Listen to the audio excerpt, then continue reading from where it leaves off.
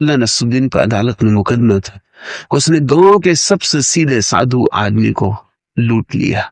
Magistrate ने कहा कि नसरुद्दीन थोड़ी तो शर्म खाते, तुम्हें गांव में कोई और लूटने को न मिला। ये सीधा साधा आदमी है, जो गांव का सबसे सीधा साधा आदमी, ये एक नमूना है सतयुग का।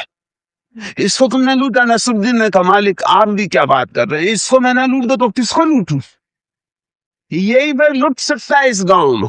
बाकी तो सब पहुंचे हुए लोग। मेरे सामने एक जोशी रहते थे एक गांव में, जिसकी गांव में कोई भी कुंडली न मिला सके विवाह इत्यादि के समय, वो उसकी मिला देते थे। मैंने उनसे पूछा कि आप गजब की जोशी मालूम होते, क्योंकि मैं देखता हूँ आपके पास सिर्फ ऐसे ही मरीज आते हैं जिनका कहीं इलाज नहीं, जिनकी कोई कुंडली मिला नहीं सकता। सब ब्राह्मण कह देते भाई इनकी कुंडली नहीं मिलती है, विवाह नहीं हो सके। उन्होंने मुझसे कहा आपसे क्या छिपाना, जो फीस चुकाने को राजी, हमें क्या लेना देना कुंडली से, हम मिला ही देते। फीस चुकाने को राजी होना चाहिए, फीस हमारी ज्यादा है। जहाँ दूसरे 1 रुपए में मिला देते, वहां हम 5 में मिला दे, मगर हम ऐसी मिला देते हैं जिनको कोई दुनिया में ना मिला सके। मिलाना अपने हाथ में, फीस चुकनी चाहिए, हमें लेना देना क्या है।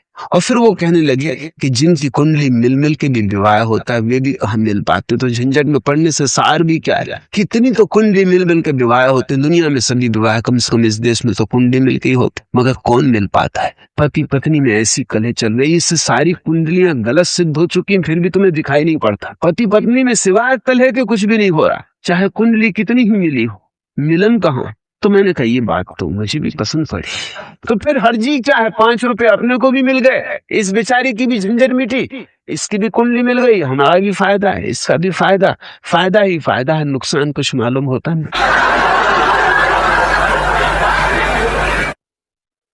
डब्बू जी एक बस में यात्रा कर रहे थे, बस में बड़ी भीड़ थी, बहुत भीड़ थी, अतः उन्हें बैठने के लिए जगह नहीं मिली थी, बस खड़े खड़े ही यात्रा कर रहे थे। उनके आगे ही एक सुंदर आकर्षक और कोमलांगी युवती खड़ी हुई थी। अभी घर से पत्नी से पिट के आए थे, मगर लोग सीखते कहाँ। बस की भीड़ के कारण डब्बू बार बार उस नवयौवना से टकरा रहे थे जानबूझ के, और उन्हें कुछ आनंद भी आ रहा था उस महिला के संस्पर्श में। अंत में जब उस युवती ने देखा कि यह व्यक्ति तो उसे जानबूझकर धक्के मार रहा है, तो उसे बड़ा क्रोध आया और वह क्रोधित होकर बोली, इस तरह महिलाओं को धक्के मारते हुए शर्म नहीं आती? तुम इंसान हो या जानवर?